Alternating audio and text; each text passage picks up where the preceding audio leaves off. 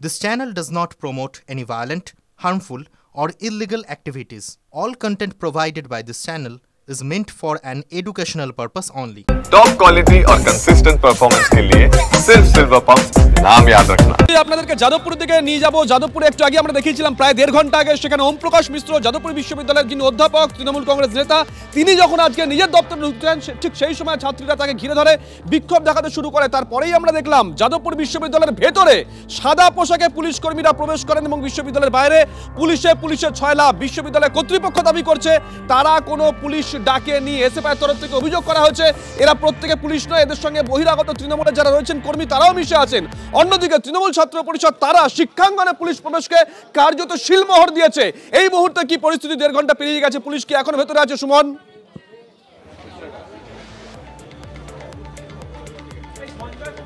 একেবারে দেখো যাদবপুর বিশ্ববিদ্যালয়ে বৈঠকের দিন যে উত্তপ্ত অবস্থাটা এখনো বজায় রয়েছে এবং এই মুহূর্তে অধ্যাপকরা তারা এসে অনুরোধ করলেন পুলিশকে যাতে পুলিশ ক্যাম্পাস ছেড়ে বাইরে চলে যায় এবং অধ্যাপকদের অনুরোধে সাড়া দিয়ে পুলিশ এই মুহূর্তে ক্যাম্পাস থেকে বেরিয়ে যাচ্ছে। সেই ছবি আমরা সরাসরি দেখালাম।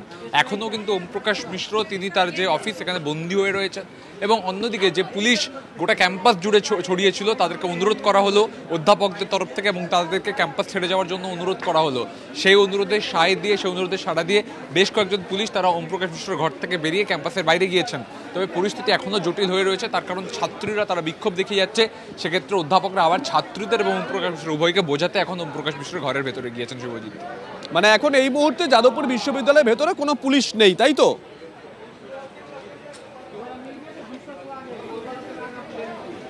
এখনো যাদবপুর বিশ্ববিদ্যালয়ের অভ্যন্তরে পুলিশ রয়েছেন, তবে ওম প্রকাশ মিশ্রর ঘরের থেকে সেই পুলিশ অফিসাররা বেরিয়ে এসেছেন এবং তারা আস্তে আস্তে ক্যাম্পাস ছাড়ার প্রস্তুতি নিচ্ছেন। তার কারণ অধ্যাপকরা অনুরোধ করেছেন যেহেতু কোনো বিশৃঙ্খলা হচ্ছে না সেহেতু শিক্ষাঙ্গনে পুলিশ ঘুরে বেড়াবে এটা বাঞ্ছনীয় নয়, তাই তারা যাতে বাইরে বেরিয়েছেন সেই অনুরোধ অধ্যাপকদের তরফে করা হয়েছে।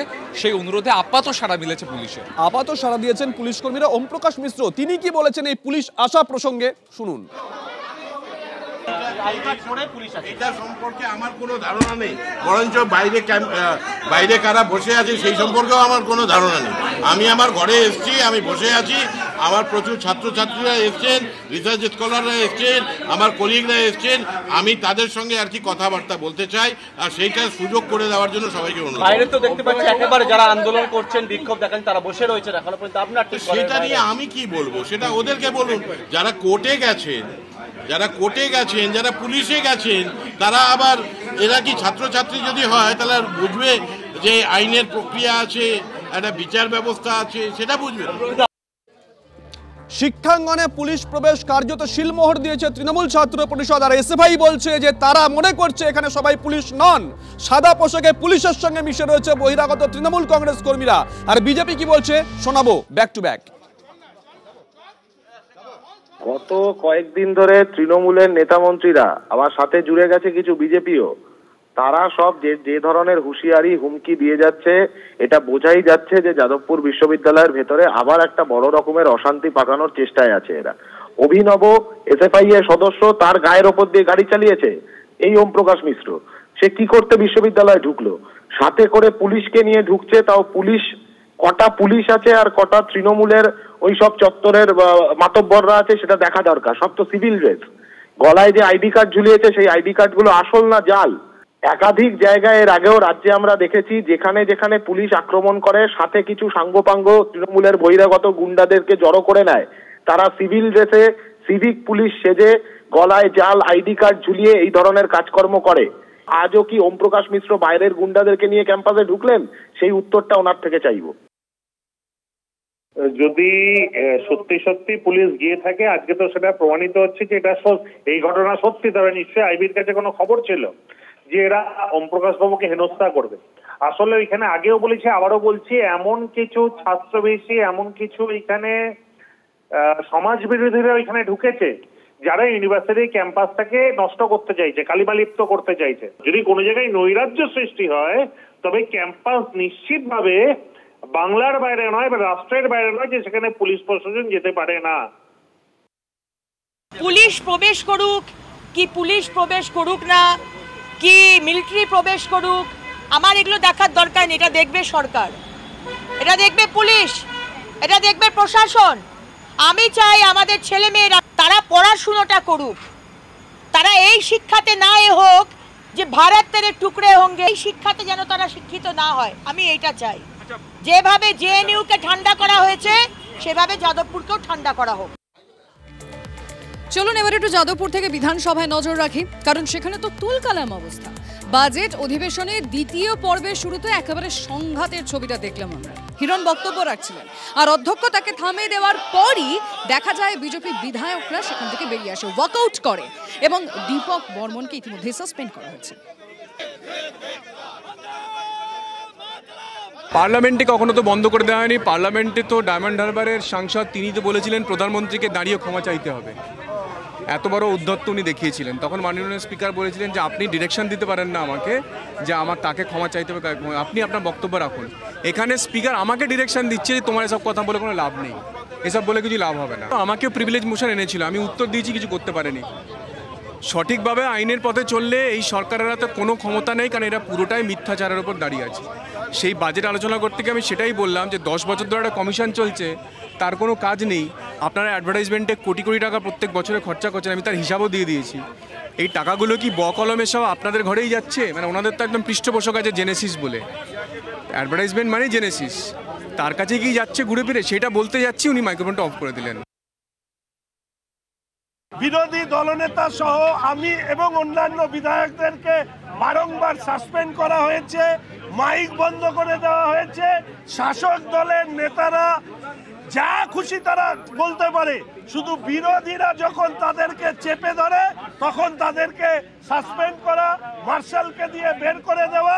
এটাই হচ্ছে পশ্চিমবঙ্গে বিধানসভার অভ্যন্তরের গণতন্ত্র, যা রাজ্যের যে পরিস্থিতি সেই পরিস্থিতির সাথে সামঞ্জস্যপূর্ণ। আমরা সিদ্ধান্ত নেব, ওরা তাই চাইলে তাই করবে, অসুবিধা কি আছে? আর তো 10 মাস আছে। অরবিন্দ কেজরিওয়াল দিল্লির অ্যাসেম্বলিতে যা করেছিল তার বদলা হয়েছে, জনগণ দিয়েছে। আজকে বিজেন্দ্র গুপ্তা ওখানে স্পিকার, ওকে চ্যাংদোলা করে স্পিকারকে মার্শালকে দিয়ে বের করেছিল। আজকে এটা যেটা করেছে বিমান ব্যানার্জি আর মমতা ব্যানার্জি, জনগণ চ্যাংদোলা করে বাইরে ফেলবে 2026-এর নির্বাচনে। শুনে রাখুন, এই স্পিকারের এগেনস্টে মাঠে নামছি। 18 তারিখের পরেই বারুইপুর চলো অভিযান করছি, সব বিজেপি এমএলএ বারুইপুর যাব। এর কীর্তিকলাপ ওখানকার লোককে জানা দরকার আছে। পরশুদিন চায়ের দোকানের সামনে গুলিবিদ্ধ হন আইএনটিটিউসি নেতা বিকাশ সিং। তাকে দেখতে হাসপাতালে ছুটে যান স্থানীয় কাউন্সিলর, কারণ তিনি কাউন্সিলরের অত্যন্ত ঘনিষ্ঠ। সেই কাউন্সিলর তাকে দেখে বেরিয়ে বক্তব্য রাখেন। তিনি আশঙ্কা করছেন যে কোনো সময় তিনি খুন হয়ে যেতে পারেন, কিন্তু তাকে আশ্বস্ত করেছেন মদন মিত্র। বলেছেন এই ধরনের কথাবার্তা বলা মানে রাজ্য সরকারকে অপমান করা। সৌগত রায় তিনিও গতকাল বলেছেন যে তার দলের কাউন্সিলর যে দাবি করছেন সেটা অমূলক। অর্থাৎ এক কথায় বলতে গেলে বিধায়ক এবং সাংসদ দুজনেই পুলিশকে সার্টিফিকেট দিচ্ছেন, সেই পুলিশ আজকে 1.5 দিন পেরিয়ে গেল একজনের বেশি কাউকে গ্রেফতার করতে পারেনি। আপডেট নেব অনন্তর কাছ থেকে। অনন্ত, দেখো, ইন্দ্রাল যাদবের খোঁজে পুলিশ বিভিন্ন জায়গায় তল্লাশি চালাচ্ছে। যদিও আজকে প্রায় ধরে ফেলার কথা ছিল ইন্দ্রাল যাদবকে, কিন্তু যে স্থানে ইন্দ্রাল যাদব ছিল সেইখানে গিয়ে পুলিশ দেখে সেখান থেকে তার 10 মিনিট আগে সেখান থেকে ইন্দ্রাল যাদব সেখান থেকে পালিয়ে গেছে। অর্থাৎ তার যা মোবাইল টাওয়ার লোকেশান, সেই টাওয়ার লোকেশান অনুযায়ী তারা সেখানে পৌঁছেছিল। সেখানে পৌঁছে ইন্দ্রাল যাদব তার আগেই সেখান থেকে পালিয়ে যায়। তাহলে কি ইন্দ্রাল যাদব আগে থেকে খোঁজ পেয়ে গেছিল পুলিশ এখানে আসতে পারে, তাই সে সেখান থেকে পালিয়ে গেল? যাই হোক, ভিকি যাদব যিনি যার বাইক নিয়ে ইন্দ্রাল যাদব গুলি করতে এসেছিল, সেই ভিকি যাদবকে আজ আদালতে তোলা হলো। 10 দিনের পুলিশ হেফাজতের আবেদন জানিয়েছে বেলগড়িয়া থানা। নজর থাকবে অনন্ত, নজর থাকবে, সঙ্গে থাকো। মদন মিত্র কি বলেছেন এই বিষয় নিয়ে একবার শুনুন। অর্জুন সিং এর জামাটা যত সাদা, ওর ভেতরটা তত কালো নোংরা, তাই জন্য মানুষ ওকে একদম ছোবড়ার মতো ফেলে দিয়েছে। এখানে আসলে ছোবড়া নয়, ছিবড়ে হয়ে যাবেন। যারা আপনাকে বলছে কোনো ব্যাপার না, আমরা আছি, আমরা আপনাকে প্রোটেকশন দেবো, আমি চ্যালেঞ্জ জানাচ্ছি, যে কোনো দিন কামারহাটির যে কোনো ওয়ার্ডে ঘোষণা করে ডিক্লেয়ার করুন বিজেপি কবে কোথায় মোকাবিলা করবেন। এখানে ওইসব লুডো খেলা সব হবে না, এখানে যাদবপুর হবে না, এখানে যা খেলা হয় তাই হবে, ভালো খেলা হবে, বড় খেলা হবে। আরে আমায় যদি কেউ ডান্ডা দিয়ে মারতে আসে, আমি কি রাস্তায় পড়ে থাকবো নাকি? মোটা ডান্ডাগুলো আমাদের সামনে নেই নাকি? যা খেলা হবে তাই হবে। মদন মিত্র ঠাকুর হোক, মৌলানা হোক, পণ্ডিত হোক, তাকে দেখিয়ে যেদিন টাইম বলবে সেদিন আমি চলে যাব। মদন মিত্র একটা মাতাল লোক, একটা অসভ্য লোক, যে না নিজের দলের নিয়ে ভাবে না অন্য লোকের নিয়ে ভাবে, শুধু ওয়ান পয়েন্ট ফাদার মাদার ও কিভাবে তোলাবাজি করবে। একটা কামারাটি ছিল একটা সময়, বহুদিন ধরে সিপিএম সময়ে গুন্ডাগর্দি ওখানে চলতো, কিন্তু এখন বিটি রোডে বৌদিষ্ট জায়গাগুলোটাকে নষ্ট করে দিয়েছে।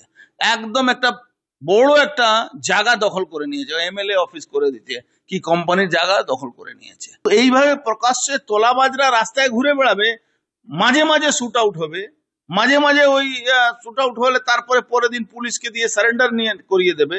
এই তো কাজ ওর। আসলে পশ্চিমবঙ্গের বিধানসভা নির্বাচন দুয়ারে যখন করোনার চেয়ে মাত্র 1 বছর বাকি, তার আগে অনেক কিছুই ঘটছে, এই বাকবিতণ্ডা তারই অংশ। কিন্তু দলবদল, সেই দলবদলে কি শুরু হয়ে গেল?